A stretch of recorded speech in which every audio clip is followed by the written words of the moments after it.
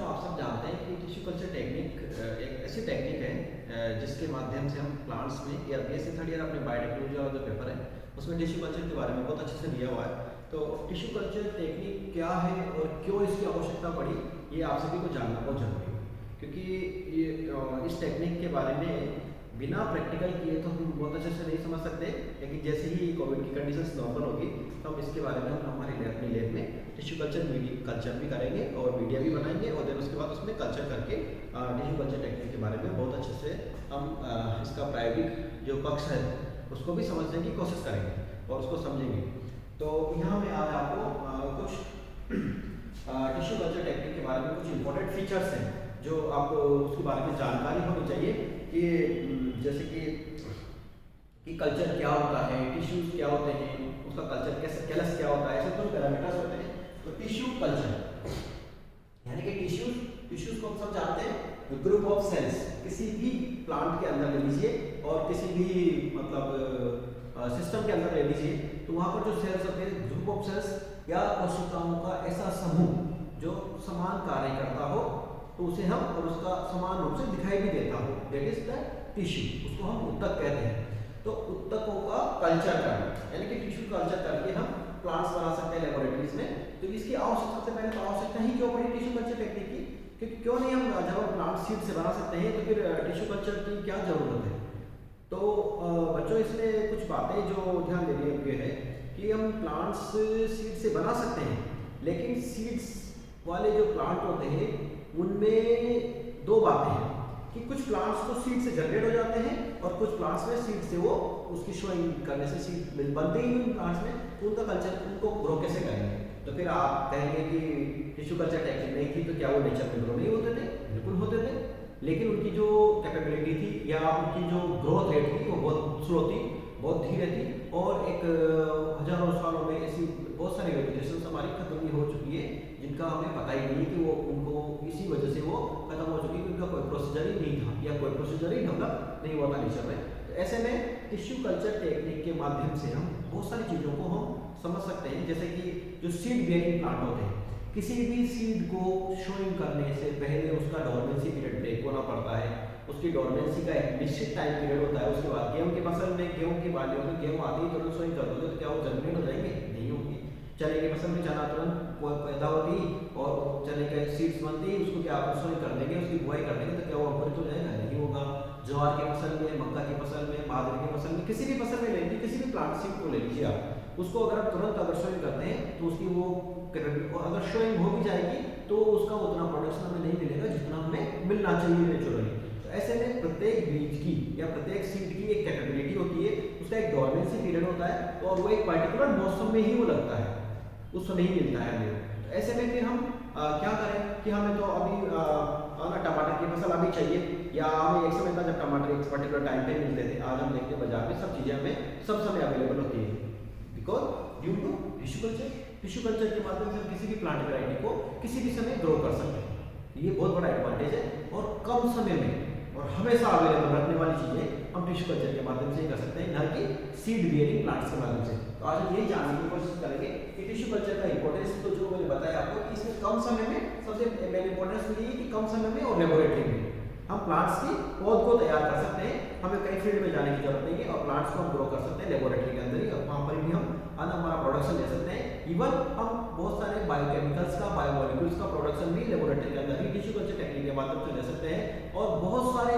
जो ऐसे rare plant हैं उनके जर्म प्लाज्म को सुरक्षित करके उनको सीड की, अगर जैसे संतरा, नींबू, अकेला, इनमें क्या होता है सीड जो होते हैं वो स्टेराइल होते हैं एक तरह से या बनते ही नहीं है, तो उनको फिर टिश्यू कल्चर के माध्यम से ही हम उनको, आलू में क्या करते हो आप टिश्यू कल्चर ही तो करते हो, आलू का कोई टुकड़ा काट के लगाते हो टिश्यू को तो वही ग्रो करता है आगे चलकर, यही तो बात है टिश्यू कल्चर की। यहाँ पर टिश्यू कल्चर में ग्रुप ऑफ द सेल को ग्रो करते हैं, कैलस बनाते हैं। इसमें कैलस क्या होता है? ग्रुप ऑफ अनडिफरेंशिएटेड सेल्स, अविभेदित कोशिकाओं का समूह होता है जिसे हम कैलस कहते हैं। कैलस के अंदर कैसा होना चाहिए? ग्रीन हेल्दी कैलस होना चाहिए। और कल्चर में जो मीडिया होता है, कल्चर मीडिया, वो डिफरेंट टाइप का मीडिया होता है। हम जनरली मुराशिए एंड इसको एमएस मीडिया भी बोलते हैं, इसको MS media thoracic scoop media जिसे बोलते हैं, यानी कि culture media thoracic scoop media होता है ना। टबैको लगाटे मीडिया होता है ना, स्कूप का मीडिया होता है, और एक वाइट का मीडिया है। अलग अलग साइंटिस्ट लोगों ने अलग अलग तरह के कल्चर मीडिया बनाए, और एक होता है पीडीए मीडिया होता है, पीडीए पोटैटो डेक्सट्रोज अगार। तो बच्चों ये पीडीए मीडिया जो होता है ये, यानी कि जो यहाँ पर अलग अलग चीजें बताई कि टिश्यू क्या होता है, ग्रुप ऑफ सेल्स होता है, कैलस क्या होता है, अनडिफरेंशिएटेड कोशिकाओं का समूह होता है। आपने कभी झाड़ी में देखा होगा बहुत सारे कोशिकाओं का झुंड बन जाता है, that is the galls formation होता है उसमें, वो भी एक अनडिफरेंशिएटेड सेल्स का। कैंसर क्या है, अनडिफरेंशिएटेड सेल्स का एक ग्रुप है, या अबनॉर्मल ग्रोथ ऑफ सेल्स है। तो यानी कि कैंसर में भी क्या होता है, कोई भी सेल में म्यूटेशन हो गया और वो अनियंत्रित तरीके से विभाजन करने लगी, और उसमें मैलिग्नेंट और बेनिग्नेंट टाइप की दो अलग अलग तरह की ग्रोथ कोशिकाओं में देखने को मिलती है। यहाँ पर भी टिश्यूज के अंदर भी इसी तरह की ग्रोथ को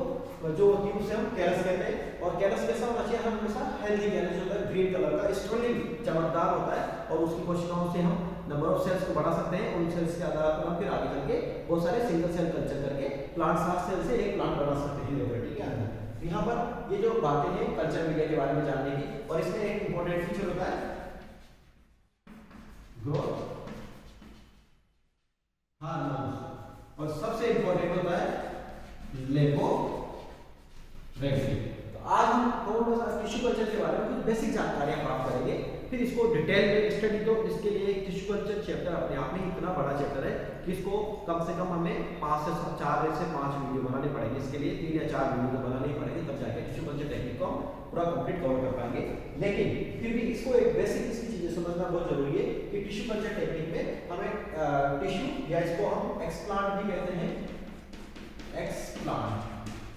ये कुछ टर्मिनोलॉजी है जो आपको पता होना चाहिए। एक्सप्लांट के रूप में हम प्लांट्स का कौन सा पार्ट लेते हैं, जैसे कि हम generally leaf, nodal segment, stem, ये जनरली हम किसी, और या फिर एपिकल पार्ट ऑफ प्लांट, और सीड भी ले लेते हैं, कभी कभी सीड भी ले लेते हैं। तो एक्सप्लांट या कार्टोतक के रूप में, टिश्यू को बनाने के लिए या कार्टोतक के रूप में हम पौधे का लीफ ले सकते हैं, उसका स्टेम ले सकते हैं, उसका नोडल सेगमेंट, स्टेम में भी नोडल सेगमेंट वाला पार्ट ले सकते हैं जहां पर पर्व और पर्व संध्या होती है, उसका हम सीड ले सकते हैं, एपिकल मेरिस्टेम ले सकते हैं जहां पर सबसे ज्यादा ग्रोथ मिलती है। इस तरह से वो प्लांट पार्ट हम चल लेते हैं जिनसे हम एक्सप्लांट के रूप में उसको यूज करेंगे, या उस टिश्यू को ग्रो करेंगे या उसका कल्चर करेंगे। तो यहाँ पर ये टिश्यू इस वाले प्रोसेस से ले सकते हैं। कैलस को बाद का प्रोसेस है, जब हम टिश्यू ले लेंगे तो कैलस बनेगा। लेकिन सबसे पहले जो प्रोसेस है हमारा कि लेबोरेटरी कैसे होनी चाहिए, इसी पर भी आज चर्चा करूंगा कि किसी भी टिश्यू कल्चर लैब में जो लेबोरेटरी होती है वो एक बहुत इंपॉर्टेंट रोल प्ले करती है। वो ऐसी होनी चाहिए जहां पर किसी भी प्रकार का कंटामिनेशन होने की संभावनाएं कम होनी चाहिए। तो एक well settled tissue culture laboratory जो होती है उसका एक प्रॉपर डिजाइन होता है, उस डिजाइन के अनुसार इसको बनाया जाना चाहिए, जिसमें कि सबसे पहले एक कल्चर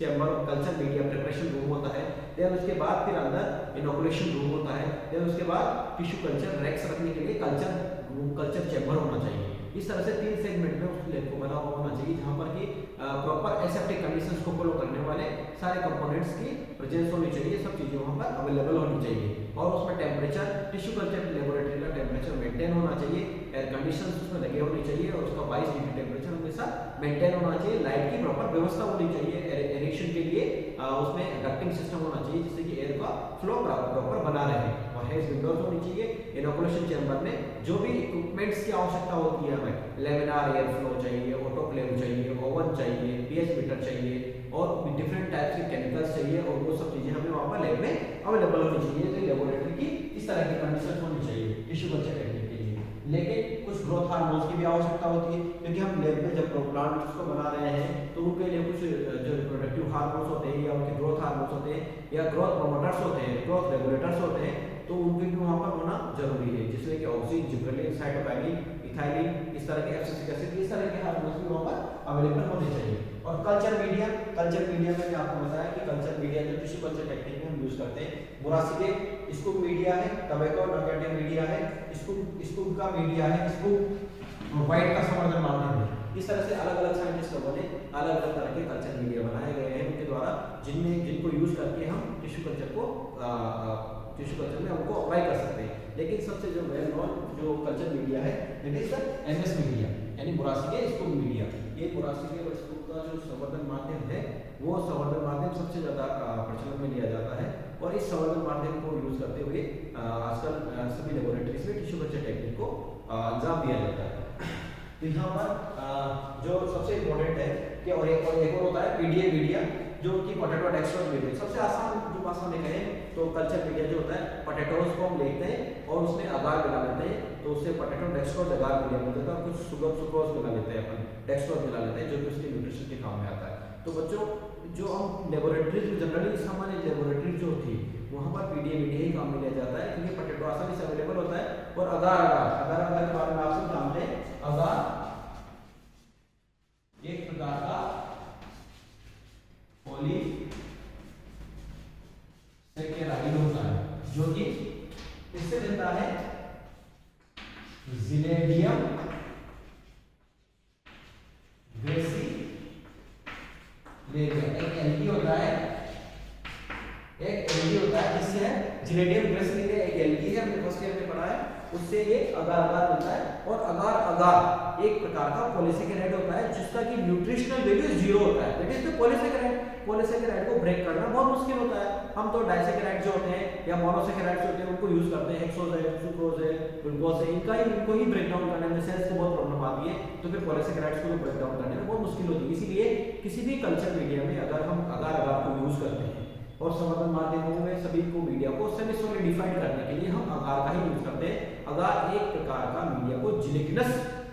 माध्यम बनाता है, जिसमें कि हम किसी भी प्लांट को, किसी भी एक्स प्लांट को उसमें आरोपित कर सके, उसमें ठहरा सके, वो सीधा खड़ा रह सके, उसको जिलेटिन जैसा बनाने के लिए ही अगार का उपयोग किया जाता है। और बच्चों ये बहुत बार क्वेश्चन पूछा गया है कि व्हाट इज अगार। तो अगार क्या है? अगार एक प्रकार का पॉलीसेकेराइड है जो कि रेड एल्गी, जिलेडियम और ग्रेसिलेरिया से प्राप्त होता है, जो कि हमने फर्स्ट ईयर में भी पढ़ा है, और एक प्रिमिटिव टाइप का एल्गी है जिससे ये पॉलीसेकेराइड बनता है, जो कि किसी भी चीज को जिलेटिनाइज करने के काम में आता है, जिलेटिनाइजेशन करने के काम में आता है। और इसका मीडिया में कोई अपना पर्सनल इंपॉर्टेंस नहीं होता है, बस केवल किसी भी मीडिया को सेमी सॉलिडिफाइड करने के लिए काम में आता है अगार का। तो ये आपको ध्यान होना चाहिए कि अगार की क्या इंपॉर्टेंस है और अगार को मीडिया में क्यों मिलाया जाता है, और इसकी एक पर्टिकुलर अमाउंट होती है कि 1 लीटर एमएस मीडिया बनाना है तो हमें उसमें 8.2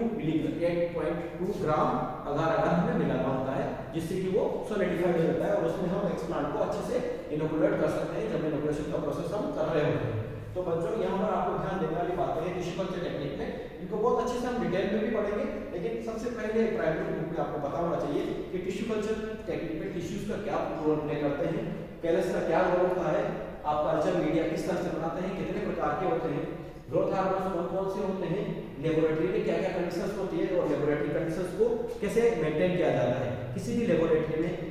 ऑटोक्लेव जो कि हम स्टरलाइजेशन के काम में लेते हैं, laminar air flow inoculation chamber में काम में आता है, और इसके बाद आपका ओवन है जो कि इक्विपमेंट्स को ड्राई करने के काम में आता है। पीएच मीटर से पीएच